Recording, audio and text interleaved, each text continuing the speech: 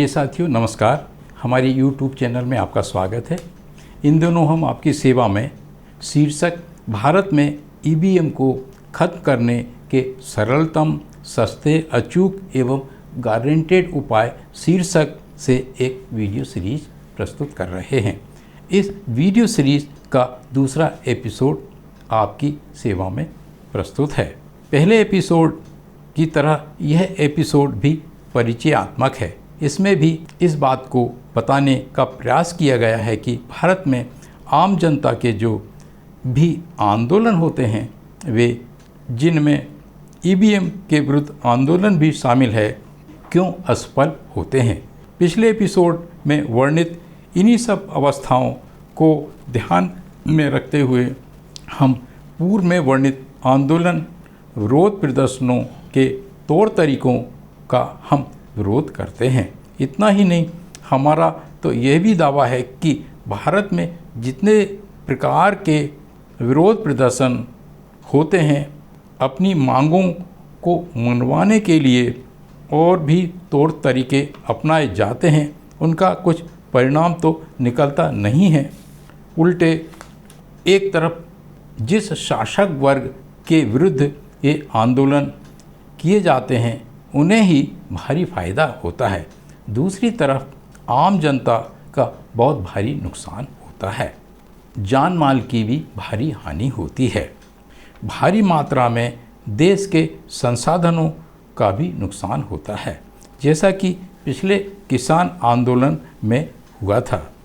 हमारा अध्ययन तो यह भी कहता है कि आम जनता इन आंदोलनों में शामिल होने के लिए अपनी खून पसीने की कमाई, जिस विशाल कमाई को खर्च करती है, अंत में इसी शासक वर्ग जिसके की विरुद्ध आंदोलन किए जाते हैं की तिजोरियों में जमा हो जाती है। फिर आम जनता की इन विशाल राशि को भारतीय शासक वर्ग चुनाव के समय आम जनता में नकद, शराब, कपड़े एवं अन्य छोटी छोटी सामग्रियों के रूप में बांटता है तथा अपने पक्ष में वोट डलवा लेता है और सत्तासीन हो जाता है। ये सब बातें एक अनुसंधान का विषय हैं, अतः यहाँ इनका वर्णन करना प्रासंगिक नहीं होगा।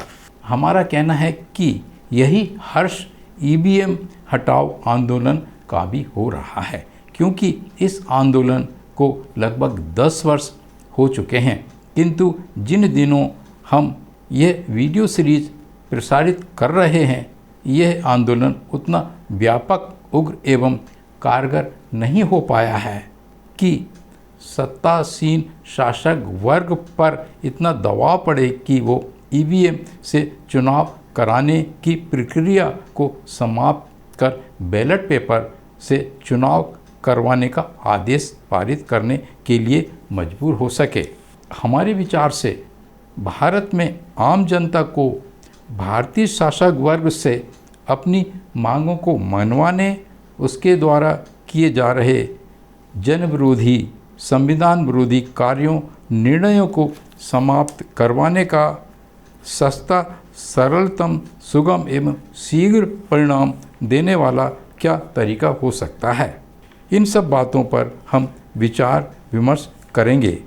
बचपन में हम कुछ इस तरह की फिल्में देखा करते थे।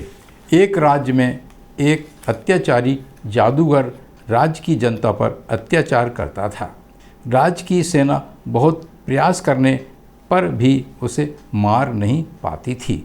उस पर ना तो कोई हथियार काम कर पाता था और ना ही कोई और तरीका उसे मार पाता था।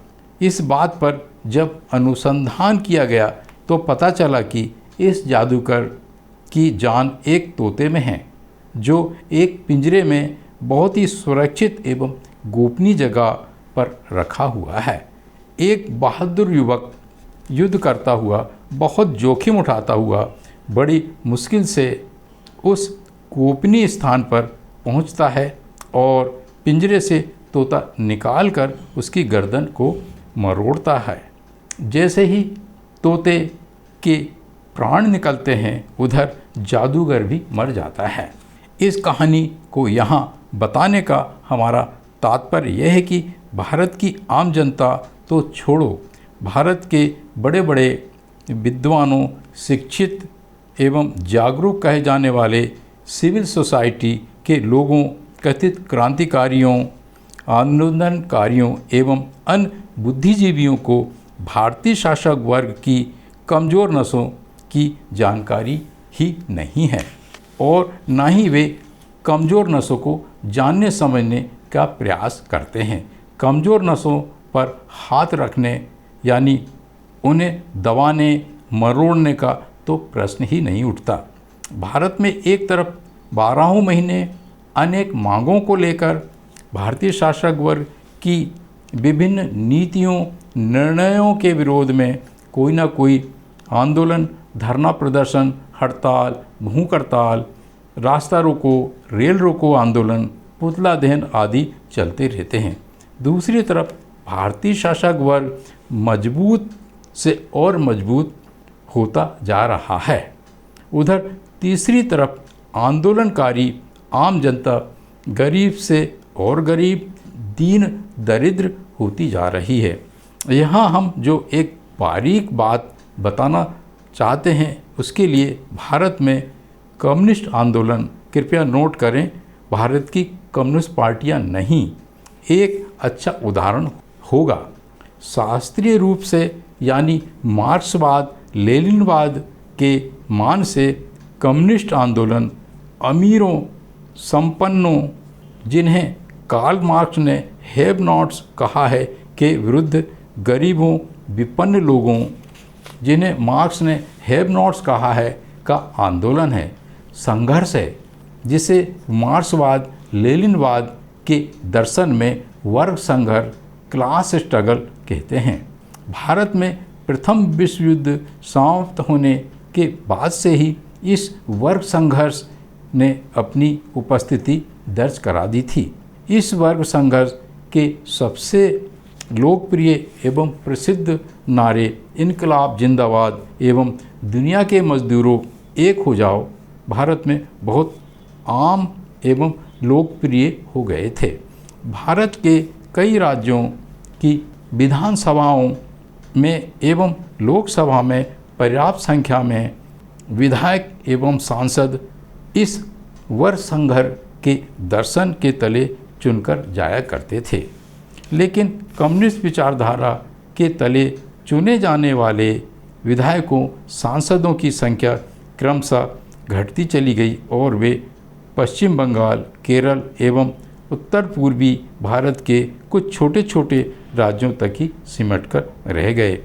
इसका कारण यह है कि भारत में कालांतर में इस अमीरों, संपन्नों के विरुद्ध गरीबों, विपन्नों के वर्ग संघर्ष को अमीरों, संपन्नों, हैव्स ने ही लपक लिया, झटक लिया है और सत्ता सुख भोगने, अपनी अपार संपत्तियों को सुरक्षित रखने, उसमें बेतहाशा वृद्धि करने के लिए, अपनी विलासिताओं को बेतहाशा बढ़ाने के लिए भारत की दोषपूर्ण निर्वाचन प्रणाली का एवं बहुदलीय पार्लियामेंट्री सिस्टम ऑफ डेमोक्रेसी का दुरुपयोग करते हुए भारतीय शासक वर्ग के एक दीगर घटक ने इस वर्ग संघर्ष को राजनीतिक दलों, सही अर्थों में राज करने, टू रूल के लिए बनाए गए दल यानी समूह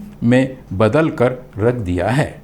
इन राजनीतिक दलों को CPI, CPM, L इत्यादि छद्म नामों से जाना जाता है।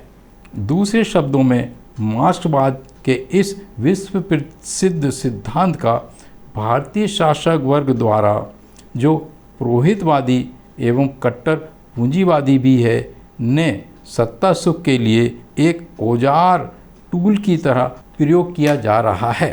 सबसे आश्चर्य की बात तो यह है कि इस मार्क्सवाद के सिद्धांत का आविष्कार कार्ल मार्क्स ने आम लोगों की मुक्ति एवं मोक्ष, लिबरेशन एंड इमेंसिपेशन के लिए किया था।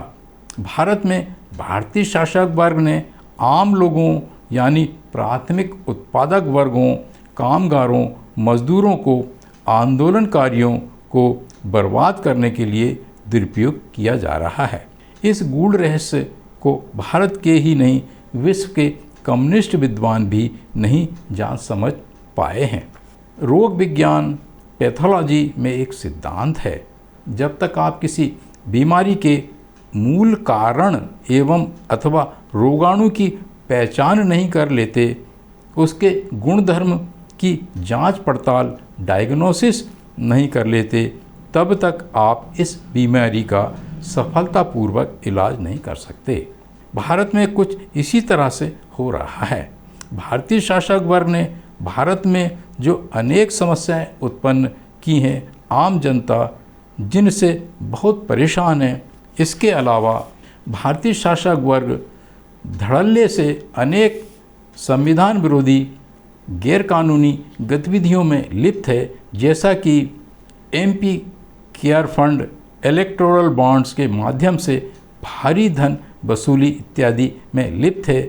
उसके मूल कारणों को कथित सही दिशा में सोचने वाले बुद्धिजीवी वर्ग जान समझ नहीं पा रहे हैं। यही कारण है कि एक तरफ देश में धरना आंदोलन चल रहे हैं, इसके बावजूद भी आम आदमी की समस्याएं और विकराल होती जा रही हैं। दूसरी तरफ भारतीय शासक वर्ग अधिनायकवादी, पुरोहितवादी, पूंजीवादी होता जा रहा है।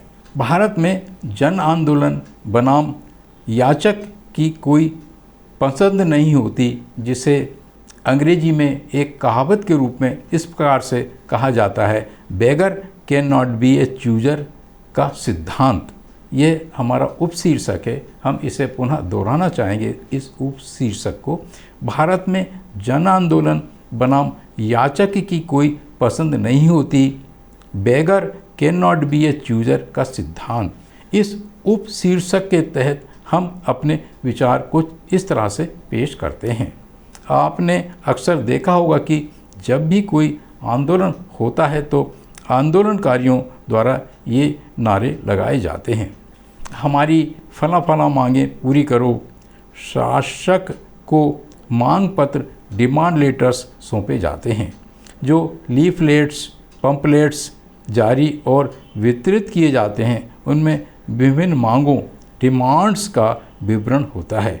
बड़े बड़े सभागृहों में देश के शीर्ष स्तर के बुद्धिजीवियों, आंदोलनकारियों की सभाओं में, वक्ताओं के भाषणों में चाहिए, वांटेड, हमारी मांगे, वी डिमांड्स जैसे शब्दों का बार बार उपयोग होता है।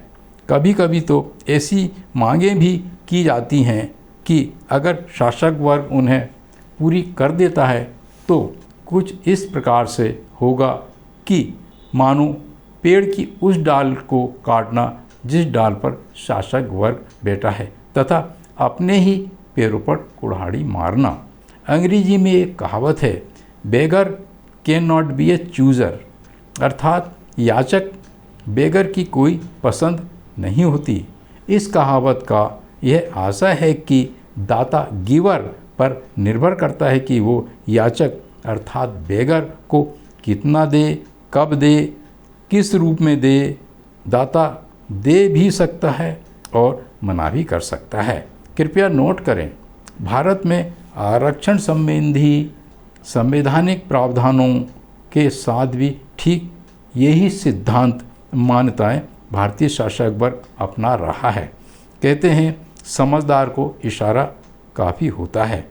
इसी सिद्धांत के तहत ही भारतीय शासक वर्ग जो 7 से 8% है ने अन्य पिछड़ा वर्ग जो कि 52% के लगभग है, अनुच्छेद 340 के तहत मंडल कमीशन की सिफारिशों की धज्जियां उड़ा रहा है। इसी मोड़ पर हमें अत्याचारी जादूगर की कहानी के भावों को समझना होगा। भारतीय शासक वर्ग की जान जिस तोते में है और उसकी कौन कौन सी कमजोरियां हैं, उसकी कौन कौन सी कमज़ोर नसें हैं, उन्हें हमने अपने अध्ययन से इस प्रकार से पहचाना है और साथ ही साथ हम उनकी तोड़ भी बता रहे हैं। पहला, भारतीय शासक वर्ग पुरोहितवादी, अधिनायकवादी, पूंजीवादी, कर्मकांडी, पाखंडवादी, अंधविश्वासी, धर्मोन्मादी, धर्मांध है, अतः उसे भारत की आम जनता को इन सभी बातों में उलझाकर अपना मानसिक गुलाम बनाकर रखा है।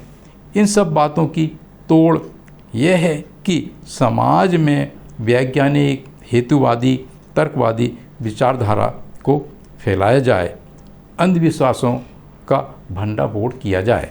दूसरा बिंदु, भारतीय शासक वर्ग के पास सबसे बड़ा एडवांटेज यह है कि वह सामाजिक मान्यता प्रणाली, सोशल वैल्यू सिस्टम को नियंत्रित करता है, मान्यताओं, अवधारणाओं का निर्माण करता है, शब्दों की रचना करता है, उनकी व्याख्याओं एवं अर्थों को निर्धारित करता है, शब्दों की परिभाषाओं को भी निर्धारित करता है। इन सब गुणों, एडवांटेजेस के कारण ही वो अपने हितों में तथ्यों को तोड़ने मरोड़ने में, झूठ को सच एवं सच को झूठ में बदलने में सक्षम है तथा सफल भी है। इन सब गुणों के कारण ही वह एक झूठ को 1000 बार बोलता है, बड़े विश्वास के साथ बोलता है और ज़ोर ज़ोर से बोलता है, तो यह झूठ आम भोली भाली जनता को सच लगने लगती है। इस प्रकार से भारतीय शासक वर्ग अपने मानसिक गुलामों को गुलाम बनाए रखने में, उनका बड़ी आसानी से शोषण करने में सफल रहता है, गुलामी में ही मौज मस्ती कराने में तथा गुलामी में ही होते रहने की अवस्था में रखता है। इतना ही नहीं, अपने विरोधी या विपरीत विचारधारा वालों पर हमला करने की स्थिति में भी बनाए रखता है। तीसरा बिंदु, भारतीय शासक वर्ग के पास अगला एडवांटेज है शिक्षा व्यवस्था पर नियंत्रण का। इसके कुछ प्रमुख आयाम इस प्रकार से हैं। पहला यह कि उसका दर्शन रहा है कि वह समाज के सभी अंगों को शिक्षा दीक्षा देने का विरोधी रहा है, खासकर 85% मूल निवासी जनों को।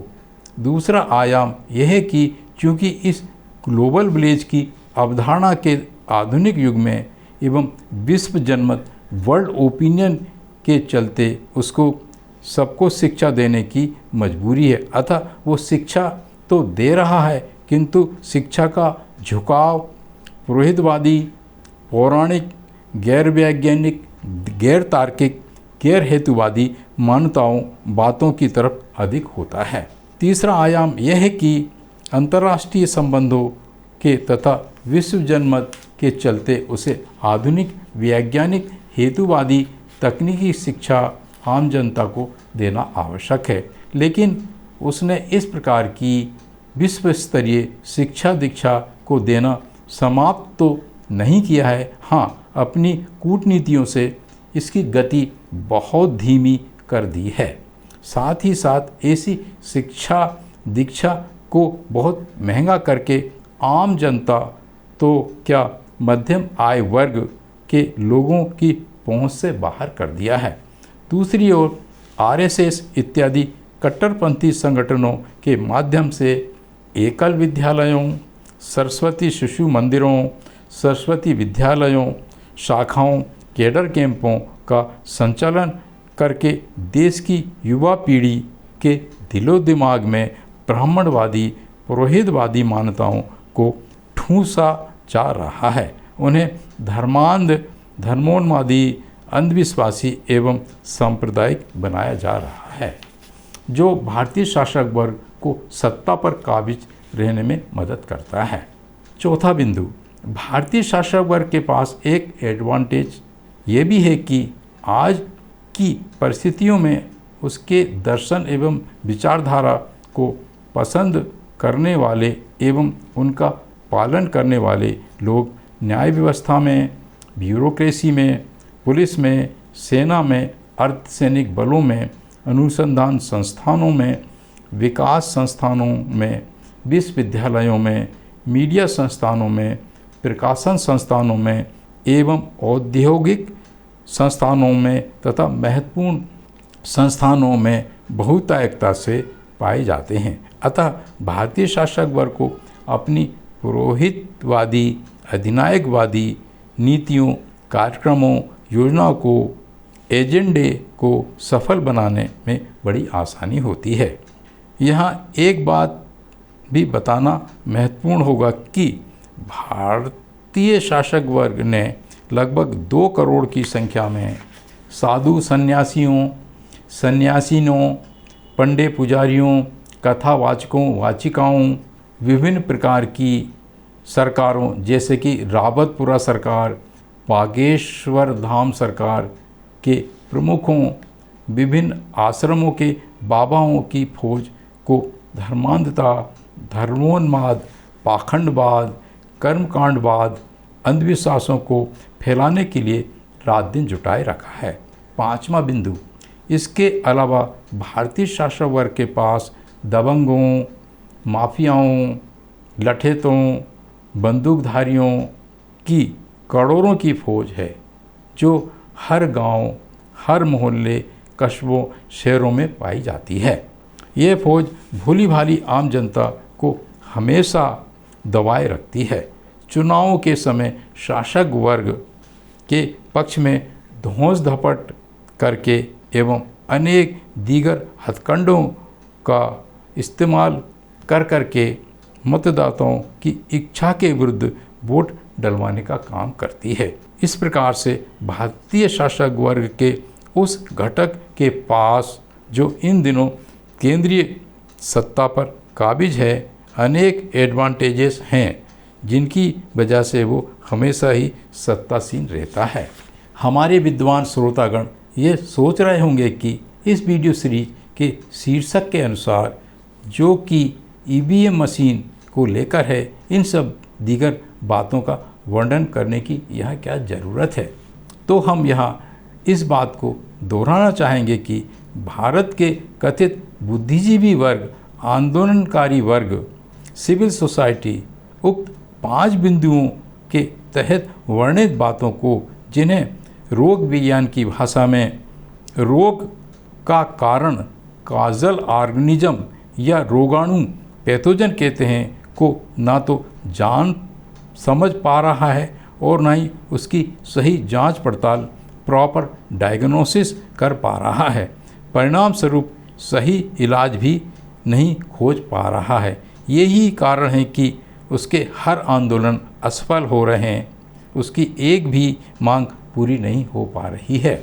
हमारा यहाँ ये भी कहना है कि जब तक पूर्व वर्णित बातों पर ध्यान नहीं दिया जाएगा, उन्हें नियंत्रित नहीं किया जाएगा, तब तक ऐसी ही दुखद व निराशाजनक स्थिति बनी रहेगी और अंत में भारत पर चुपके से हिंदू राष्ट्र एवं रामराज के नारों की आड़ में लोकतंत्र को ही समाप्त कर ब्राह्मणवादी, पुरोहितवादी, अधिनायकवादी राज्य व्यवस्था को थोप दिया जाएगा। इस प्रकार हमारा यह वीडियो यहाँ समाप्त होता है। इस वीडियो सीरीज के तीसरे एवं अंतिम एपिसोड में हम विस्तृत रूप से उन बातों का वर्णन करेंगे जिनको अपनाकर भारत की आम जनता ईवीएम से छुटकारा पाकर बैलेट पेपर से चुनाव करवाने के लिए भारतीय शासक वर्ग को मजबूर कर सकती है।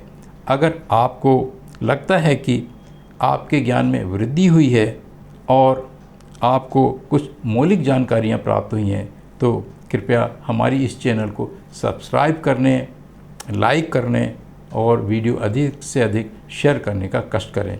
हमारे साथ बने रहने और पूरा वीडियो देखने के लिए धन्यवाद। पुनः नमस्कार।